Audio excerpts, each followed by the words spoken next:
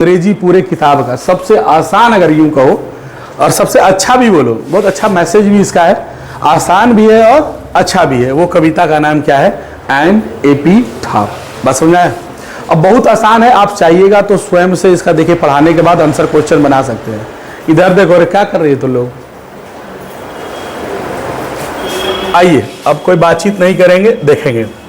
आपका चैप्टर का नाम है एन एपिटाफ, और एपिटाफ को हम हिंदी में जो कहते हैं, आप जो देखते हैं उसे हम क्या कहते हैं? कब्र कहते हैं।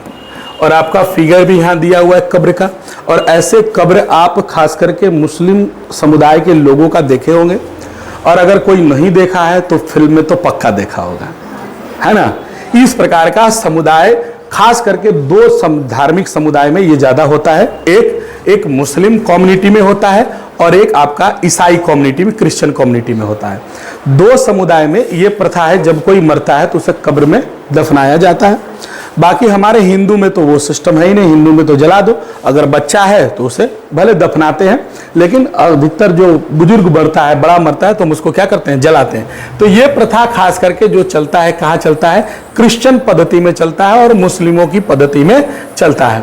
तो एपिटाफ का मतलब होता है क्या चीज? कब्र। अब आइए, इस कविता को लिखने वाले जो हैं, वो लिखने वाले हैं, उनका नाम है वाल्टर डे ला मेयर, जिनका जन्म 1873 में हुआ और मृत्यु 1956 में हुआ। यही वो वाल्टर डे ला मेयर हैं जिन्होंने इस कब्र के बारे में, इस एन एपिटाफ के बारे में लिखा है ना। बाकी तो हम लिखे हैं कि अगर ना पढ़ोगे तो पछताओगे, ठीक है, क्योंकि लाइन टू लाइन अगर जो हम अभी नेक्स्ट बढ़ने जा रहे हैं, आप पूरे YouTube में सर्च मार लीजिएगा, गारंटी के साथ बोल रहे हैं, क्योंकि हम भी सर्च करते हैं, देखते हैं कि हम जो बना रहे हैं क्या, ऐसा नहीं कि हमसे कम जानकार लोग हैं वहां है, लेकिन वो लोग शॉर्टकट में निकलते हैं, बहुत लोग भी। ये जो किताब का है, एक खाली चैनल हमको मिला है जो सिर्फ एक एक लाइन को बताया है, इसके अलावा दूसरा कोई चैनल नहीं है जो लाइन टू लाइन क्लियर किया है, ठीक है। इसलिए लिखे नहीं पढ़ोगे तो पछताओगे। चलिए आइए, तो ये हमारा कब्र, इसी कब्र के बारे में पढ़ना है, और ये हमारे कवि हैं वाल्टर डे ला मेयर। अब आइए वाल्टर डे ला मेयर के बारे में पहले जान जाते हैं कि वाल्टर डे ला मेयर कौन थे, कहां से थे, और उनका क्या क्या किताब वगैरह था, उनके जीवन में क्या चीजें थी, उसके बारे में जानते हैं। तो आपको बताया जाता है कि वाल्टर डे ला मेयर के बारे में हम आपको बताएं कि वाल्टर डे ला मेयर का जन्म 1873 और मृत्यु 1956। एक ऑब्जेक्टिव यहीं से हो गया, when was Walter de la Mare born and when was Walter de la Mare died. तो एक का आंसर हो गया 1873 और दूसरे का आंसर हो गया 1956। दो ऑब्जेक्टिव यही हो गया। आइए, was born in village of Carlton. Village का मतलब होता है गांव, और कार्ल्टन एक छोटा सा गांव है, शहर है कार्ल्टन, केंट, जो कहां पड़ता है? इंग्लैंड में। तो तीसरा ऑब्जेक्टिव फिर से तैयार हो गया कि वाल्टर डे ला मेयर का जन्म कहां हुआ। आपसे सवाल पूछ देगा तो भैया कहां हुआ? इंग्लैंड। ऑप्शन आप देखिएगा, ऑप्शन में दे क्या रहा है? इंग्लैंड। अगर खाली देश का नाम देगा तो इंग्लैंड लिखेंगे, अगर गांव का नाम देगा उसमें कार्ल्टन आ गया तो कार्ल्टन देंगे, अगर कुछ और दे दे और केंट दे दे तो उस हिसाब से देखेंगे। तीनों याद रखना है कि कार्ल्टन जो कहां पड़ता है? केंट। जैसे आप गोला बाजार लिखते हैं, कौआ को लिखते हैं, तब नमादा लिखते हैं, नहीं लिखते हैं। अगर आपको दिमाग में इसलिए आपको बता दिए कि अगर कोई भी छोटा गांव होता है तो वो अपने से पहले बड़े प्रखंड को नाम जोड़ देता है, और प्रखंड का नाम किससे जुड़ता है? जिला, और जिला का नाम किससे जुड़ता है? राज्य। इसके बाद हमारा देश आता है। तो इसने छोटे स्तर से जोड़ा, और जो कहां से रहने वाले थे? इंग्लैंड के। He lost का मतलब होता है खोना। उन्होंने खो दिया his father at the age of 4, यानी वो 4 साल के ही थे जब उनके पिता की क्या हो गई? मृत्यु हो गई। उन्होंने अपने पिता को क्या किया? खो दिया। कब खोया? 4 साल। सवाल इस पर भी आएगा, है ना, कि किस उम्र पर, या उनकी वाल्टर डे ला मेयर की क्या उम्र थी? What the age of Walter de la Mayer when his father died? सवाल ऐसे आ सकता है कि उस समय उम्र क्या थी जिस समय वाल्टर डे ला मेयर की पिता की मृत्यु हो गई। तो उनकी उम्र कितनी थी? 4 साल। देखिए, लाइन टू लाइन पढ़ने का सबसे बड़ा बेनिफिट होगा कि आपका ऑब्जेक्टिव 50 से 80% स्वयं क्लियर होता है। अगर आपको याद हो रहा है कोई भी चीज, कहीं भी, किसी भी विषय का, तो अगर उसका रीजन यही होता है कि आप लाइन टू लाइन पढ़िए। लाइन टू लाइन नहीं पढ़िएगा, आप भले रटवा देगा कोई भी मास्टर, आपको कोई शिक्षक हो गए, कहेंगे लो ये पढ़ा दिए ना, ऑब्जेक्टिव रट लो, खाली तुम रट तो लोगे, तुम नंबर भी ले आओगे, लेकिन जो रियल मेरिट होगा वो तुम्हारे पास नहीं होगा। और इसको लाइन टू लाइन कहीं भी पढ़िएगा तो आपको हर चीज समझ में आएगा, आप में एक वाक शक्ति भी आएगा, बोलने का भी क्षमता आएगा, समझिएगा भी ढंग से। तो इन्होंने 4 साल की उम्र में अपने पिता को खो दिया। Had to move with family to London. जब पिता की मृत्यु हो गई तो इंग्लैंड की राजधानी कहां है? लंदन। तो वो लंदन में जाकर शिफ्ट हो गए, वहां जाकर रहने लगे। He is known for his sensitive. देखिए सेंसेटिव का मतलब होता है, नहीं बोलता बहुत सेंसेटिव मामला है, बड़ा संवेदनशील मामला है ना। कंसर्न का मतलब होता है चिंताएं। क्या होता है जी? चिंताएं। और मीनिंग हम लिखा नहीं रहे, वीडियो को फिर से एक बार देखिएगा और वीडियो देखने के बाद मीनिंग को उतारिएगा या तो लिखिएगा, मीनिंग को फिर से हम पूछेंगे भी क्लास में, ठीक है? समझ में आया बात? मीनिंग भी याद होना चाहिए। तो जो हार्ड मीनिंग है, बाकी सब तो आसान है, फैमिली का तो बचपन से हम लोग जान रहे हैं, कुछ कुछ हार्ड मीनिंग को हम चर्चा करेंगे। तो sensitive concern with the world of children and the world of super natural. Super natural का मतलब होता है अलौकिक। क्या होता है जी? अलौकिक, है ना। तो ये कह रहे हैं कि इनका he is known for sensitive concern. वो संवेदनशील मुद्दाओं पर बड़ी चिंता जताते थे, बड़ी बात सोचते थे कि ऐसा होता तो क्या होता, ऐसा होता तो क्या होता। समाज की जो मुद्दाएं होती है उस पर वो विचार करते थे, है ना, बचपन से ही, है ना। और उनमें एक शक्ति थी, उस शक्ति को क्या नाम दिया गया है? Super natural. न बोलता है बहुत गॉड गिफ्टेड बच्चा है जी, न बोलता है, उसी तरह से इसको सुपर नेचुरल क्या। ये कुछ आ गया अलग से भाई, डीजे सॉन्ग्स नहीं होगा, कुछ और होगा। क्या है दी? देखिए तो डीजे सॉन्ग्स तो नहीं होगा, हिज सॉन्ग्स, है ना। 2 किताब एक दे दो हमको, जरा सा बीच से दे दो, कोई दिक्कत होगा तो हम जरा देख लेंगे। हाँ, his songs for children and peacock pi depict. उनका जो कुछ गीत है उसमें पीकॉक पाई एक इनका कविता है, ठीक है। वो डिपिक्ट का मतलब होता है चित्रण करना, किसी चीज के बारे में बताना, चित्रण करना, ठीक है। वो दुनिया के बारे में चित्रित करता है, दुनिया के सपने के बारे में चित्रित करता है। But the event his songs, यहां भी गलती लिखा हुआ है, देयर इज ए क्या है? मेलेंचोली, है ना। वहां पर कह रहा है कि जो भी कविता इनका है ये एक अलग प्रकार का चीज दर्शाता है, सामाजिक मुद्दों पर भी बात करता है। और मिलेंचोली का मतलब आपका एक तरह से होता है, एक तरह से कोई चीज को संपूर्ण तरीके से बताना, है ना। The poet makes us aware in the human condition. मानव की स्थिति के बारे में भी चर्चा करता है, मॉडर्न लाइफ, आधुनिक जीवन के बारे में भी चर्चा करता है। ही शोज हिज जीनियस बाई, थोड़ा सा टाइपिंग गलती है ना, phrases interest in the old themes. उनको पुराने विचारों पर, पुराने थीम्स पर बहुत ज्यादा क्या है? इंटरेस्ट भी है। और इनको जैसे आप पता होगा कि इंग्लैंड जो ऐसा देश है जो हमारे देश पर क्या करता था? राज करता था। और वहां रानी होती थी, है ना। और उस रानी का नाम क्या था? Queen Elizabeth II। जैसे आप पढ़े होंगे 10वां में जार निकोलस द्वितीय। तो जार निकोलस का खानदान चलता था, tsar Nicholas 1, tsar Nicholas 2, Napoleon Bonaparte 1, Napoleon Bonaparte 2। तो जो वहां की रानी होती थी उसका नाम क्वीन एलिजाबेथ रहता था। अब उसका वंश चलता था 1, 2, 3। तो जो 2 नंबर पे महारानी थी, वहां की विक्टोरिया महारानी जो कहलाती थी, उसने इसको एक सम्मान दिया और इस सम्मान का नाम क्या रखा? Order of merit. तो ये मिला कब उनको? 1953 में मिला। कब मिला? 1953 में। तो एक ऑब्जेक्टिव और आ गया कि ऑर्डर ऑफ मेरिट जो है ये उनको कब दिया गया? तो ऑर्डर ऑफ मेरिट जो है उनको दिया गया 1953 में। किसके द्वारा दिया गया? तो क्वीन एलिजाबेथ II के द्वारा दिया। तो इस पूरे पैराग्राफ में हम लोग कुछ अगर सारांश समझे तो समझे ये कि एक वाल्टर डेला मेयर है जिन्होंने एन.ए.पी. ठाप कविता को लिखा है और जिनका जन्म 1873 और मृत्यु 1956 में हुआ, जो कार्ल्टन केंट इंग्लैंड में जन्म लिए और 4 साल के जब उम्र के थे तो पिता की मृत्यु हो गई, तो वो लंदन में जाकर शिफ्ट हो गए। कई कविताएं लिखे, उसमें पीकॉक पाई वगैरह है। वो मानव की स्थिति को दर्शाते हैं, आधुनिक जीवन को दर्शाते हैं, वो सामाजिक मुद्दाओं पर चिंता व्यक्त करते हैं और बड़े अच्छे कवि माने जाते थे। इसीलिए क्वीन एलिजाबेथ II ने उन्हें ऑर्डर ऑफ मेरिट के नाम से उसे क्या किया, सम्मान दिया, एक पुरस्कार दिया। अब आइए कविता की ओर बढ़ते हैं। कविता क्या कह रहा है, देखिए। कवि कहते हैं, देखिए वो गए कब्र के पास, हालांकि ये मरी नहीं है, बेचारी जिंदा है, फोटो डाल दिए कि हम लिखे गूगल पर है ना, ब्यूटीफुल लेडी, एक रे फोटो दे दिया कि लाओ एक रे डाल देते हैं, है ना, और सुंदर भी है क्या, नहीं गोरे हो ढेर। चलिए आइए, कोई बात नहीं। तो कवि जो थे भाई, सॉरी है ना, आप मरे नहीं, जिंदा हैं, लेकिन आप खूबसूरत है इसलिए आपका फोटो डाला गया। क्या ये एक तरह से कॉम्प्लीमेंट है इनके लिए। दीपिका पादुकोण और रणवीर सिंह, इसका हस्बैंड का क्या नाम है, रणवीर सिंह ने हो शादी किससे की, रणवीर सिंह से की। 2-3 वो है ना, रणवीर सिंह, रणवीर हुड्डा, रणवीर कपूर, 3-4 वो रणवीर के नाम से एक्टर है। खैर देखिए आते हैं, तो कवि क्या है, देखिए जीवन का अंततः जो होता है वो यही होता है, समाप्त।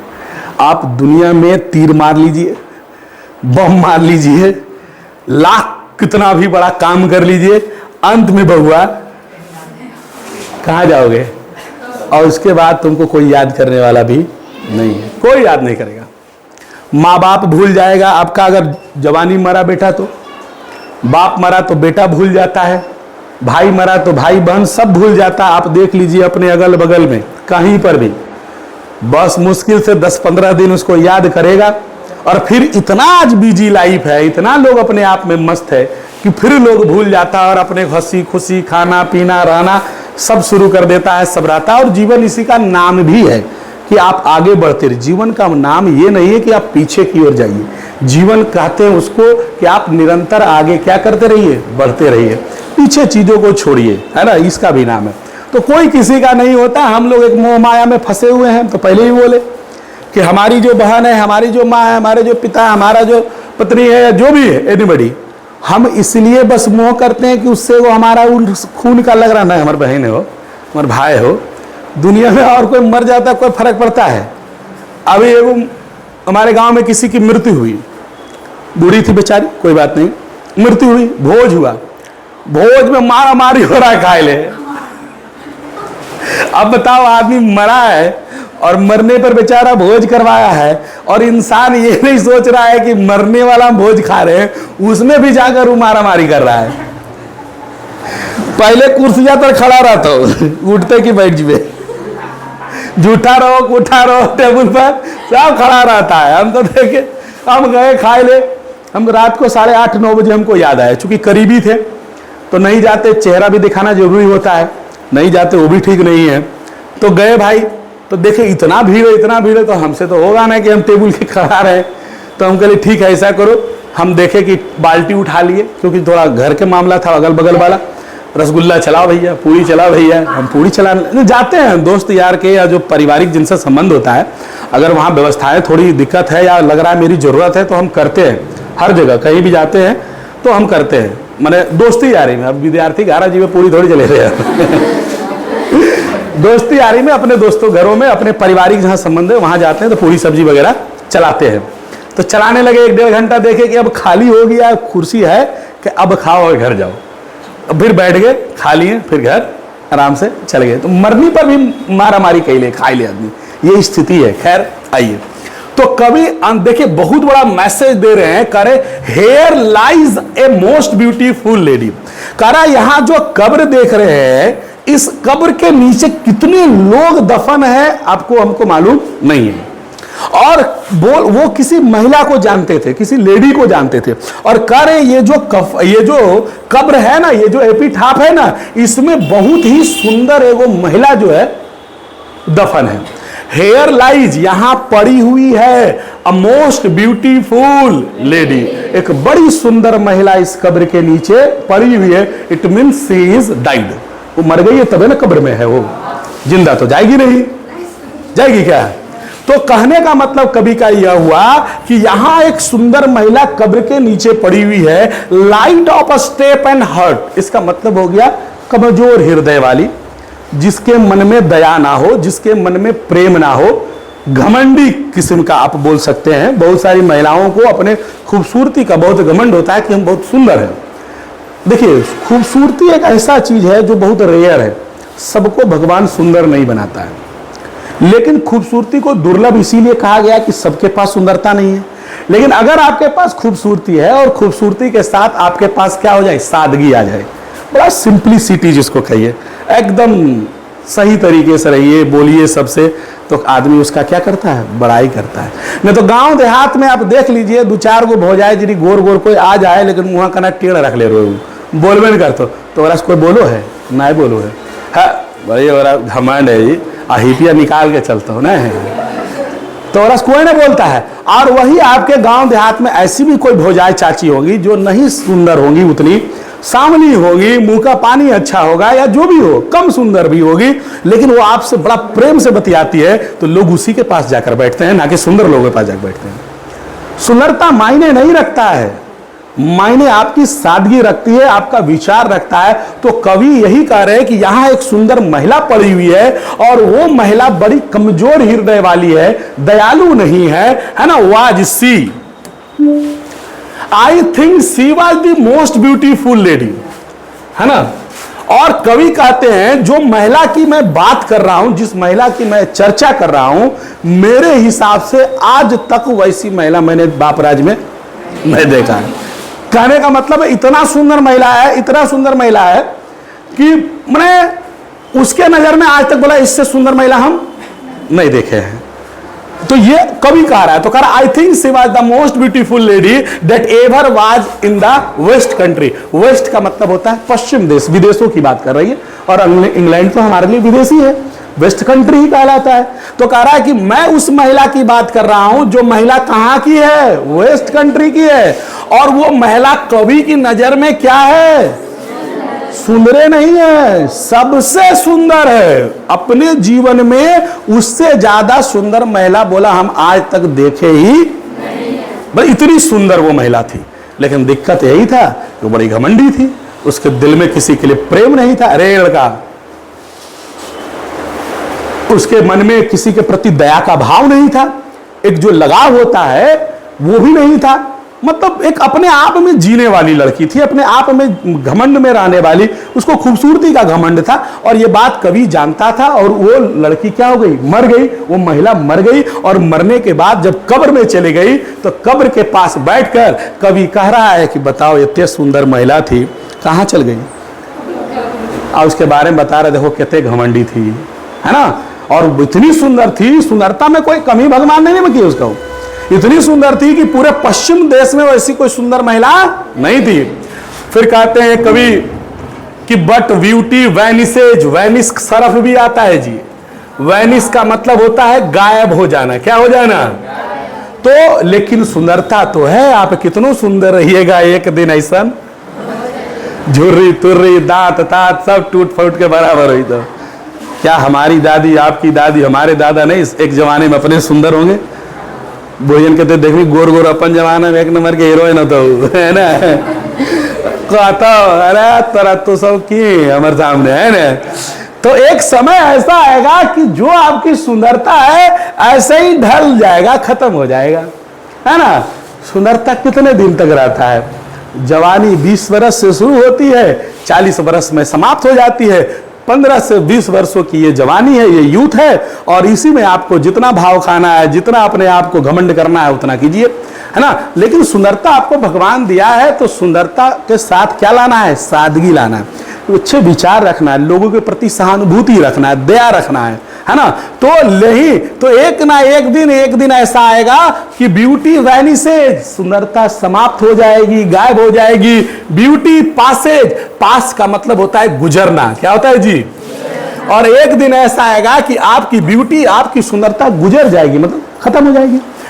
हाउ एवर रेयर, रेयर का मतलब होता है दुर्लभ। क्या होता है जी? ये कह रहा है कि हाँ, ये मानते हैं कि सुंदरता दुर्लभ होता है, सबको सुंदरता नहीं मिलता है। दुर्लभ वस्तुएं उन वस्तुओं कहते हैं जो आसानी से नहीं मिलता है, उसको दुर्लभ कहते हैं, है ना। रेयर इट बी, वो कहता है कि हाँ ये दुर्लभ है, सुंदरता सबके पास नहीं होती है, लेकिन ये भी बता रहा है कि सुंदरता एक ना एक दिन क्या हो जाएगी। तो क्या सुंदरता पे घमंड होना चाहिए? आपके पास बहुत धन है तो क्या हो गया? क्या हो गया? आपके पास बहुत धन है तो कुछ नहीं हुआ। कोई किसी को खाल दे रहा है, अब आज के डेट में तो कोई किसी को नहीं पूछता है, तुरंत गरिया देगा, ज्यादा बोलिएगा तो कितना बड़ा धनवान रही है आप। तो ना आपका पैसा ज्यादा काम आएगा, ना आपका सुंदरता ज्यादा काम आएगा। अगर समाज में आपको रहना है, समाज में आपका अगर कुछ काम आएगा तो आपका व्यवहार काम आएगा, आपका विचार काम आएगा, लोगों के प्रति आप क्या सहानुभूति रखते हैं वो काम आएगा। ऐसा नहीं कि आपका पैसा काम आएगा। पैसा है, किसी को मदद नहीं कर रहे हैं 1 रुपए का, तो वो पैसा किस काम का? आपके पास सब सामर्थ्य है लेकिन किसी को कोई कुछ टाइप का मदद नहीं कर रहे तो लोग आपको नहीं मानता। लेकिन जो गरीब है, भले वो पैसा नहीं दे रहा है लेकिन जाकर चंदा कर रहा है, कोई चीज में मदद कर रहा है, तो लोग उसको क्या करते हैं? मानते हैं। तो ये चीज होना चाहिए। देखिएगा, लास्ट आपका है, लास्ट है जी, चलिए। तो कह रहा व्हेन आई क्रम्बल, कवि कहता है कि क्रम्बल का मतलब देहांत हो जाना, मर जाना। क्या होता है? देहांत हो जाना। कह रहा है अगर मैं मर जाऊंगा, अगर मेरी मृत्यु हो जाएगी तब क्या होगा? हु विल रिमेंबर हर, उसको कौन याद करेगा? जब हम मर जाएंगे तो कौन याद करेगा? अरे हम जानते हैं इसलिए हम उसको क्या कर रहे हैं? मदद कर रहे हैं, सॉरी याद कर रहे हैं। हम जानते हैं इसलिए आज उसकी क्या कर रहे हैं? चर्चा कर रहे हैं। लेकिन हम मर जाएंगे तो इसको कोई याद करने वाला है नहीं। थोड़ा हम देखे थे बड़ी सुंदर हो तो हम चर्चा कर रहे थे, बड़ी सुंदर थी, बड़ी सुंदर थी, बड़ी सुंदर थी, लेकिन जीवन में एक वो काम नहीं किए, ऐसा जीवन में एक आदमी को तुम मदद नहीं किए जो तुम्हारा गुणगान आने वाले कई लोगों तक करे और कई पीढ़ियों तक चले। तो बात तो हमारे तक ही सीमित रह गई है। सिर्फ हम तुमको जानते हैं और कभी ही इस बात को जानता है कि बहुत सुंदर है और किसी को पता नहीं है, और कोई किसी के लिए की नहीं तो कौन ध्यान देने वाला है। लेकिन कभी देखा था कि बहुत सुंदर है, उसको लगा और वो किसी के काम नहीं आती थी, तो वही कहा कि जब मैं मर जाऊंगा तो कौन तुम्हें याद करेगा? This lady of the west country, ये पश्चिम देश की महिला है ना। अगर ये तो मर गई अपना, कभी करा मैं भी मर जाऊंगा और मर जाऊंगा तो कोई तुमको याद करने वाला नहीं है। गांधी जी सुंदर थे कि नहीं थे पता नहीं है, क्योंकि हम लोगों ने नहीं देखा है, लेकिन फोटो से ठीक ही ठाक लगते हैं नहीं। लेकिन उनका काम कितना बड़ा महान था। सुभाष चंद्र बोस हो, खुद्दीराम बोस हो, रानी लक्ष्मीबाई हो, पद्मावती हो, महाराणा प्रताप हो, चाहे टीपू सुल्तान हो, देश के जितने पृथ्वीराज चौहान हो, जितने भी बड़े नाम आप ले रहे हैं, इसलिए नाम ले रहे हैं कि उनका कार्य महान था, उनका चेहरा महान। पद्मावती को इसलिए याद रखा गया था कि पद्मावती भले बहुत सुंदर थी लेकिन अपनी आबरू बचाने के लिए एक साथ कई महिलाओं के साथ जाकर खुद को क्या लगा दी? आग लगा दी। जब उस पर आक्रमण किया गया है ना कि वहां पर हम उसको पद्मावती को हासिल कर लेंगे एक मुगल शासक के द्वारा, तो पद्मावती ने अपने आप को बचाने के लिए महल के अंदर आग लगाई, और आग लगाने के बाद सारी महिलाएं जो थी वो जान रही थी कि अब तो किला टूट जाएगा, हमारी इज्जत के साथ खिलवाड़ होगा, तो क्यों ना उससे पहले मर जाए, और जो खुद को आग लगा ली। सिर्फ पद्मावती को भी, पद्मावती बहुत सुंदर थी, अपने जमाने की बहुत सुंदर, बहुत दूर दूर तक चर्चा होता था उसका। तो वही कवि कह रहा है कि अगर मैं जिंदा हूं तब तो याद कर रहा हूं, तुम ऐसा कोई कार्य नहीं किया जिससे तुम्हारा कोई नाम ले। तो पूरे चैप्टर से हमें एक चीज सीख मिलती है कि सुंदरता क्षणिक होता है, थोड़े समय के लिए होता है, और सुंदरता पर कभी घमंड नहीं करना चाहिए। इंसान का विचार व्यवहार थोड़ा अच्छा होना चाहिए, लोगों के प्रति काइंडनेस यानी दया होना चाहिए, तभी आपका नाम आने वाले समय में चलेगा। और सुंदरता पे घमंड कीजिएगा तो एक ना एक दिन वो क्या हो जाएगा? समाप्त हो जाएगा, फिर आपको कोई पूछने वाला नहीं रहेगा। आया बात समझ में? अब आइए जरा सा कुछ सवाल जवाब करते हैं। पहला है, द पोएट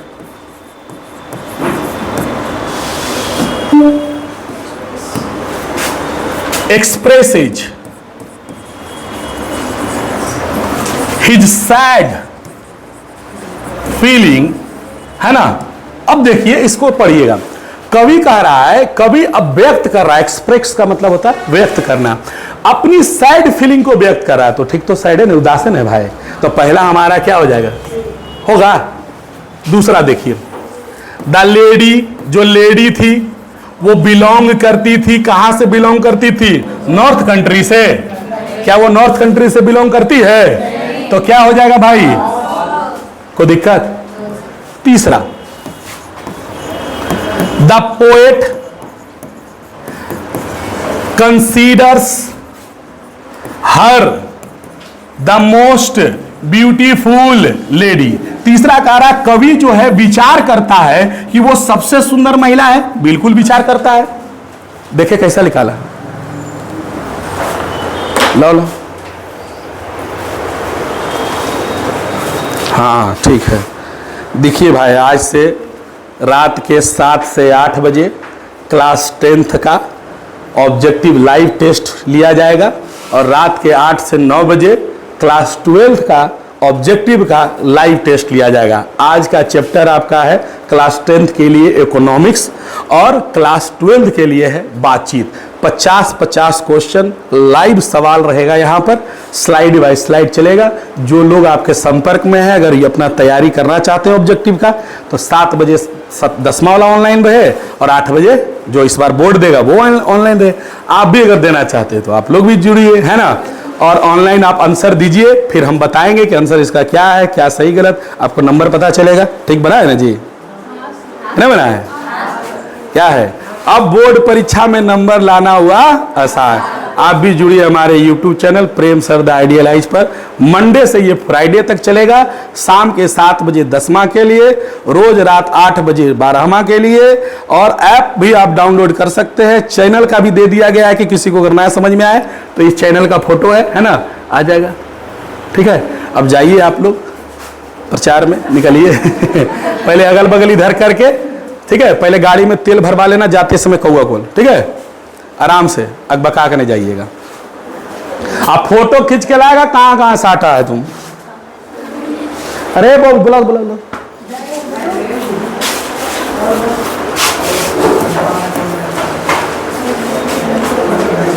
चलिए चौथा, ब्यूटी रिमेन्स फॉर एवर। कह रहा ब्यूटी सदा रहती है क्या? एजे पर क्या हो गया, फॉल्स। 5 नंबर में आइए, there is another person who also know the lady. क्या दूसरा व्यक्ति कोई था जो उस महिला को जानता था? ऐसी कोई चर्चा नहीं हुई है, फॉल्स। कह रहा है द पोएट फील्स, कवि अनुभव करता है, दैट आफ्टर हिज डेथ, कि उसके मरने के बाद नो बडी विल रिमेंबर हर, कोई इसे याद। तो सही बोल रहा है ना।